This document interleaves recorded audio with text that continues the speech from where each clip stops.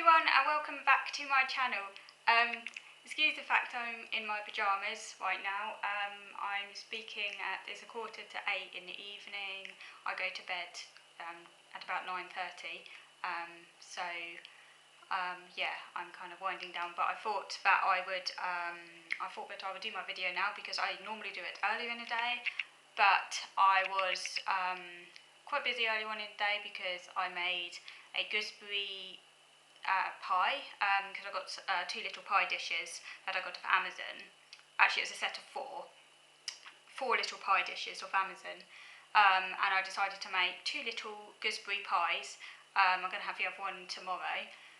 They were really nice and I was really pleased. It was only a single crust pie, so it only had a crust on the top. It didn't have a crust on the bottom or at the side, so it was quite a basic pie. But next time I think I'm going to make a full crusted pie with crust at the bottom, the sides as well as the top. But yeah, it was a cute little pie and very tasty. Yeah, and then the other day I tried to make a souffle. And I'd never made a souffle before. I made a souffle quiche recently, and that was the first as well, but it's the first time I'd actually made a proper souffle. It's a chocolate souffle, quite a basic recipe, and you had to separate the egg, because I've got an egg separator that I also got off Amazon, and you had to, and also I had to whisk the egg. I haven't got an electric whisk, I had to use a manual whisk that you turn, like a rotary whisk. It's got a handle that you turn to beat up the egg white, like you do when you make up a meringue. Yeah, the first one was a bit of a flop because I think I sort of undercooked it a bit. It was still nice, but a bit too runny, so it was like chocolate sauce more than actual cake. The second one, maybe I overcooked. I kind of went the other way, but it was nice. It was nice, better than the first attempt, and actually it did come out like a proper souffle. So for a second attempt, it wasn't actually that bad. It did rise. It's a work in progress. Souffles are really difficult to make. They're like literally all chefs really struggle with them. So yeah, it was good. So I've been really busy in the kitchen. Anyway, so I'd like to carry on reviewing The Kitchen Daughter by Jelle McHenry, from where I finished off last time.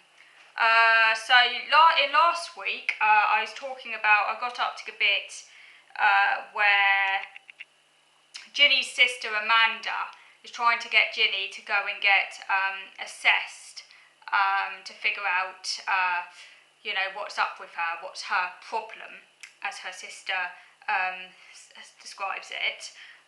Because her sister thinks that Ginny's behaviour is not normal and that she will get hurt. So her sister kind of thinks that, if Ginny goes and gets assessed, that would then, as she gets a diagnosis, that would give her some protection, because her sister's worried about her. But Ginny's very much, because her sister thinks that Ginny's behaviour is not normal, but Ginny's very much in denial at this point. She says, "I don't have a syndrome, Amanda," she says, because Amanda wants Ginny to go to the doctor to make her happy. And her sister says, "This is how I know something's wrong with you, because I can't make you see reason."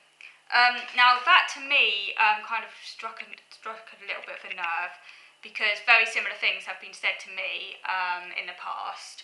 I actually now know that this is basically a form of gaslighting. I only found out about gaslighting quite recently. It's actually quite a common experience for autistic people, but the name is gaslighting. Of course, I only knew what it's called recently. It has actually got a name, gaslighting. But it's when someone else kind of makes out that there's something wrong with you, as Ginny's sister says, because I can't make you see reason, making a person's experience, kind of to imply that the person is irrational and isn't seeing reason. And yeah, very similar things have been said to me by family members growing up. And when this is said to you often enough, you start to take it on board and you start to internalise it, and you start to think, okay, there is something really messed up about me. Because you start to internalise what they're saying.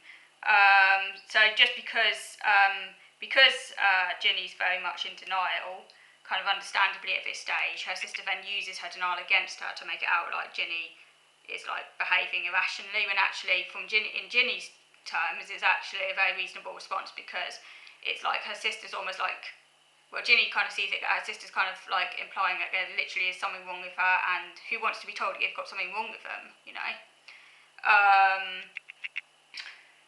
You know, I was in denial.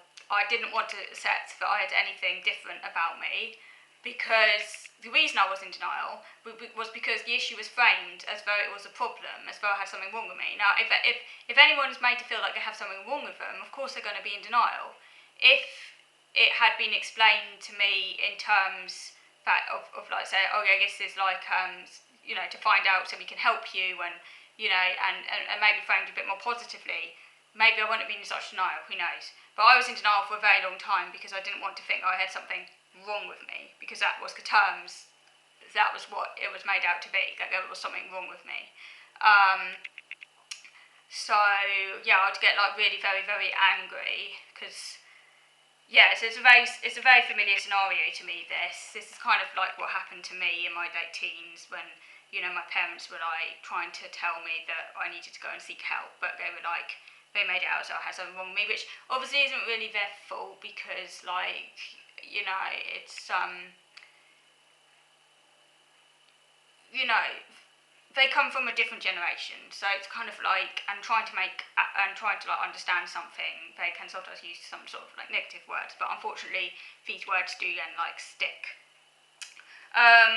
No, yeah, so Ginny doesn't want to be labelled, she says, you know, like a piece of fruit, as she calls it. She says, you know, if Amanda puts a word on me, I won't be equal anymore. She can run the show. She can take the house and kick me out. If I have a disorder, she's in charge.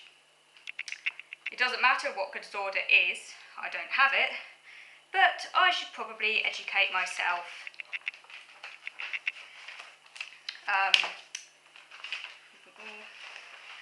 On the internet, she says. She should probably educate herself on the internet.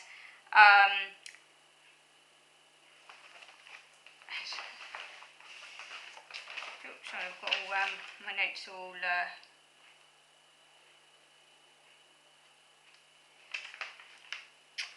Sorry about this.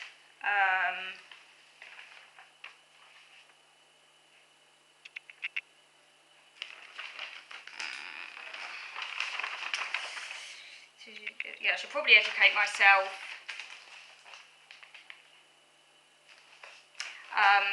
Sorry, I really should sort my list out. It's gone a bit and it's late. So she looks. So Ginny goes and looks online to try and educate herself, and she reads a list of kind of like symptoms, I guess, of autism. That include things such as difficulty with eye contact, inability to read emotions, lack of empathy, and things like that. Tendency to obsess on particular topics. And as she reads through this list, she starts to think that maybe Amanda's daughter Shannon has it, and that's why Amanda has been reading into it in the first place, of course, as I mentioned in a previous video. But Amanda obviously gets very defensive when Ginny brings this up to Amanda. Amanda also tells Ginny that she is not a grown-up, as she's not done real things in the world. She's not normal. And that makes Ginny incredibly angry. You know, that Ginny does not behave like an adult. She says on page 166, her sister says to Ginny, "You don't have a clue what it's like for me. Were you the one who made all the arrangements for their parents' funeral? The flowers, the coffins?" And that makes Ginny feel like she's not normal. And again, this is very related to me, because parents and other people have said similar things. This was all before I got diagnosed. This is a very common experience, even after I got diagnosed, actually. Yeah, and then Ginny says, you know, my sister hates me. She says, you know, she's right. I didn't do anything. And this is because, you know, it gives us the effect of gaslighting. You start to take it on board. I never do anything. Maybe I do have a syndrome. Maybe I'm not normal, she thinks. And that's a similar process as to what happened to me, and I did start to internalise a lot of negativity, and I do still carry a lot of negativity around in me, and you know, the association of being not normal is still very much there. So let me know what you think about that. So I'm going to move on to video number 2 now, because this is where we get back up to the psychiatrist. So I'm moving on to video number 2 now.